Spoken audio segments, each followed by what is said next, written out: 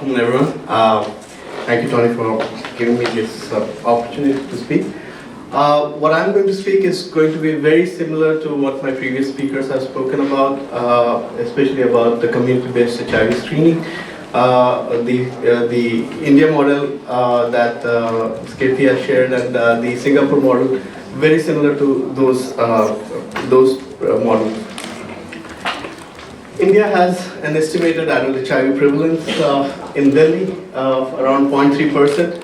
That's around 34,216. This is a March 2012 fact sheet data from the National AIDS Control Program. The data that we saw this morning was 2.1 was the total, while the 2.4 is what's on March 2012 fact sheets. So these are the fact sheets that are available for everyone's viewing in the national website. So that's what I'm sharing. Delhi has around 87 ICTCs, that is Integrated Counseling and Testing Centers, and most of Delhi is considered as category C for the uninitiated. The national program has the district categorized based on prevalence. The yellow ones are the category C. They are where the high-risk groups, HRG is less than 5%, and you can see that Delhi here is the yellow one, yellow place, and that's category C. What's a sad situation is that not much is done in community-based testing in Delhi. There are DSACs, the Delhi State AIDS Control Society does have mobile testing units, but those are not functional. There are just 2 which are functional, and the number of tests are less, and they are not used for purposes other than testing. And what I'm trying to share here is about doing needs assessment using these testing units. What we have tried to do was to do a needs assessment for facility placement. The ICTCs which have been placed in Delhi have been placed based on the 2009 data, 2009 survey. And so what we are trying to say here is that these screenings have to be done on a very frequent basis to know where actually the focus for testing needs to be, because it's a dynamic situation. The populations move from one area to another. The prevalence is not the same at one site all the time. So a proper mapping of areas is required to find the HRG focus and to conduct community-based testing. So what we did is we have currently 2 community-based, 2 mobile testing units, but this was from last year when we had 1. The second one is very similar to what Singapore does, what Anwar was sharing, which goes out in the evening and does testing for the MSM and the transgender population, and that probably will share in the next time if you get an opportunity. This testing unit went out to 73 sites in 2012 and conducted 14,467 tests using the SD-Violent HIV test kits. And while we went out, we focused on areas where the urban slum presence is more, the presence of migrant workers, sex workers, and IDUs are more. Lesser focus was given to sites where after 2 consecutive visits we saw that we weren't finding any positives. So we went to only those areas. Gradually we moved on to those areas where we found more positives. So this is how the chain of mobilization to testing works. First, one of our members, the community motivators, goes out into the population, be it a trade hub, be it a slum population, where he makes an announcement saying that testing is available. Then we have IEC materials handed out, and one person goes out and does a group pre-test counseling, gives a testing preparedness. Then, as you can see, once people get queued up, we do testing and counseling within the van, the mobile testing unit. This is the flow of clients. First, we mobilize patients. We give them the HIV testing preparation and education, and then we do a group counseling, a pre-test counseling. We do a data collection which has the basic data. We give them a patient ID, name, contact, sexual history, and also if they have taken the test previously. After that's done, we perform the test. We have a technician or a nurse or a trained personnel along with the counselor. The technician conducts the test. If someone's found out to be negative, less time is devoted. If someone's found out to be positive, more time is devoted. By devoting more time, I mean for the counseling part. The HIV confirmation and free CD4 count is done for those who are positive. The results are provided by the counselor there and then.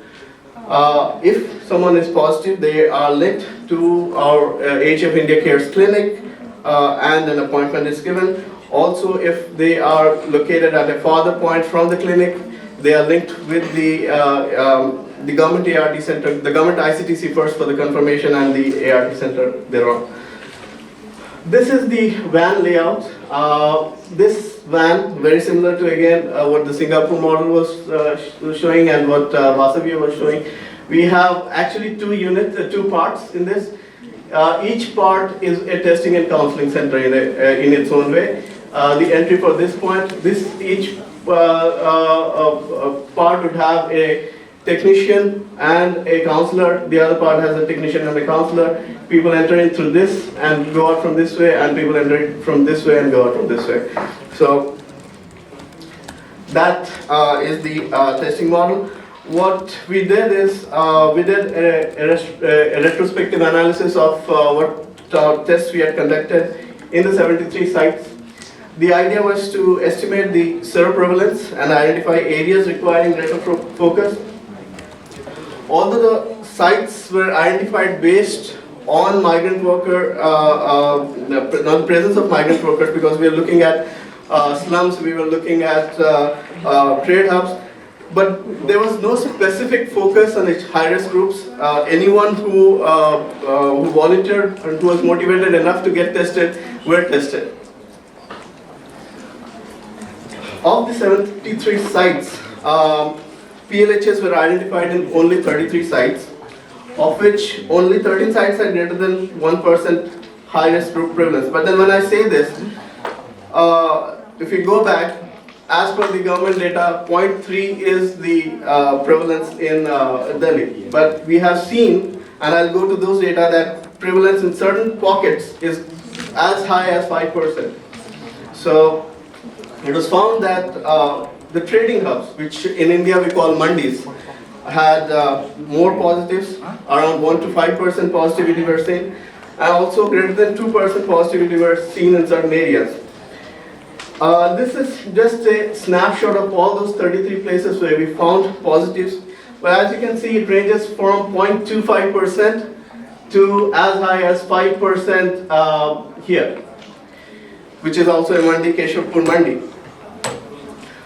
And in all this 33%, as you can see, the total seroprevalence is what is 0.84% from the testing. So that's much higher than what the government data says of 0.3%. These were the sites with higher seropositivity rates. We actually focused, when we looked at the average of 0.84%, we looked at those pockets which actually skewed the data. So these were the ones. And as you can see, it starts from Keshavpur Mandi at 5% to goes down to Okla at 0.87%. Most of these are again mandis, trade hubs, be it Keshavpur Mandi, which is 5. Then we have Zakira, we have Mangalpuri, we have Azadpur Mandi, we have Okla Mandi. These are all trading hubs basically, and these are high prevalence. What we are getting at, and what was the purpose of this presentation, was that to share that these areas where we found high positive rates actually are not accessible for testing, because these pockets, and I'm talking about Delhi, which is the capital of India, not having ICTCs in these pockets where the prevalence were really high. And as you can see, Azadpur, which had like a 1.42% seropositivity, and our sample size wasn't less. We are talking about a 10,900 sample size. We're talking about 4,800 sample size in totality here. So it's not a data that can be said to be less. So it's a 1.42% seropositivity in Azadpur, and 4 kilometers is the distance we are talking about from the ICTC. So that itself is a huge distance to cover to access testing. There are other areas like you can see Uttam Nagar, which has a 0.96% test positivity, but 8 kilometers is the nearest hospital. 9 kilometers from Prem Nagar, it's a 1.6% seropositivity. 2.54% seropositivity for Sakarpur, and 7 kilometers is the distance that one has to travel to get tested. So that was the reason to share that the focus now needs to change. The ICTCs where they are placed are probably not as functional or not seeing as many tests, as many positives, because the population dynamics has changed. Probably the ICTCs should be placed in areas where they are where there's more prevalence. So screening should be done at a very frequent basis to see where the focus should be shifted to. Secondly, community-based testing is something that all countries, and especially in India and Delhi, we should be focusing at so that we can increase the accessibility and also do needs assessment for mapping the areas requiring greater focus. With that, I'd like to end this discussion. Thank you so much.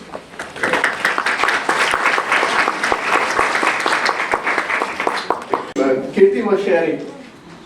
Something that we have seen is that that's something people are scared to take. You know, when you're talking about taking 5 ml of blood from a vein, when you see a needle, people are scared of taking that test.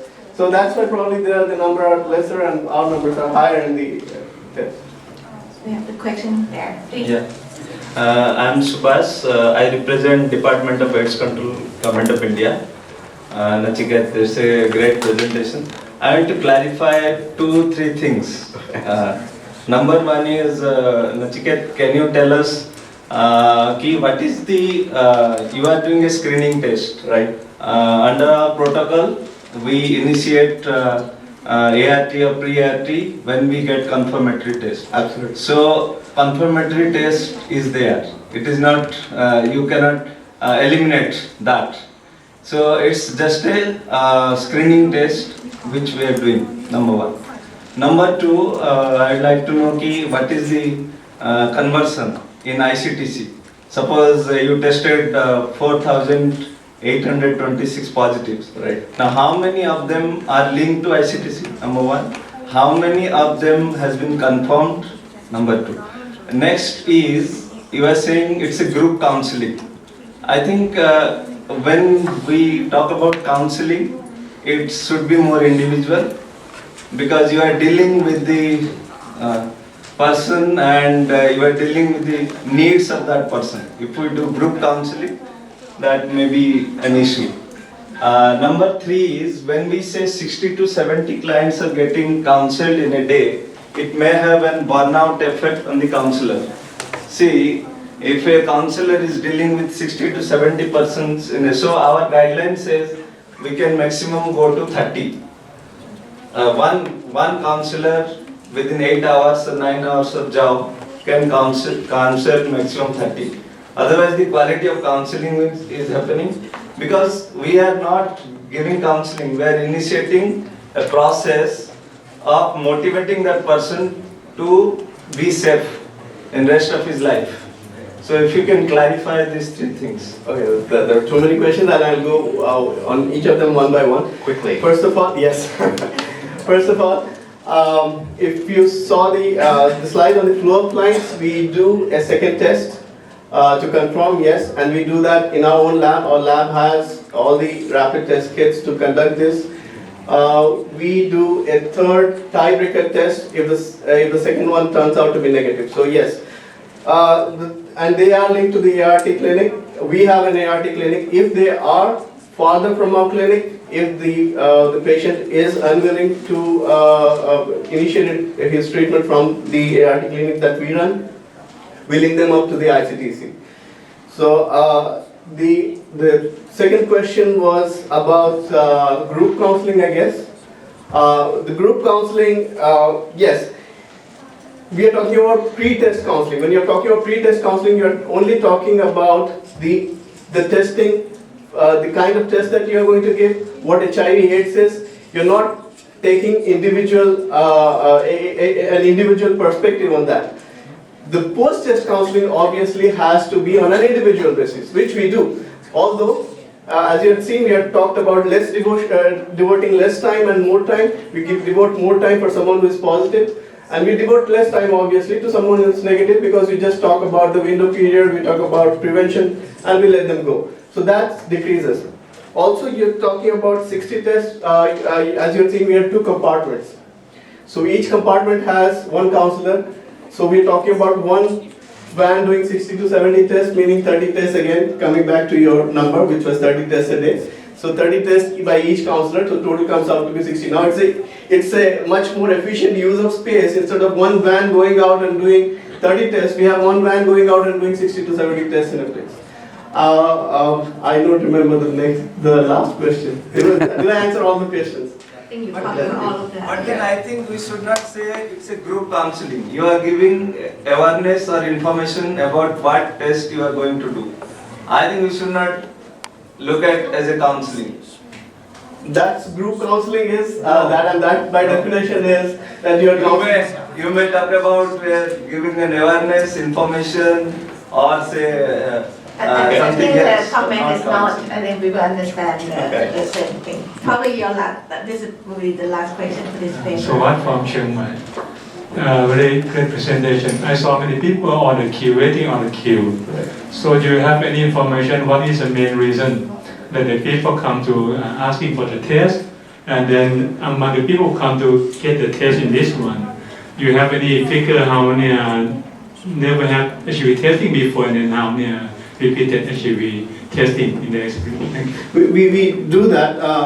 In our data, we do collect the data if they have done tests before, like whether it has been done 3 months before or 6 months before. Also, there are a couple of reasons. We do incentivize testing, especially for men, by providing them 3 condoms or 1 condom. That helps in trading ups. We do. My main question is that what is the main reason that they come to getting for the test? Because they have the high risk or because it's free, easy to access? It's free and easy to access. That's the main reason. And also, it's rapid test. Doesn't we are not using needles, so that's also helps. Great, thank you, Nochi. Thank you very much. We're about 15 minutes behind schedule. I'd like to move on to our next speaker, moving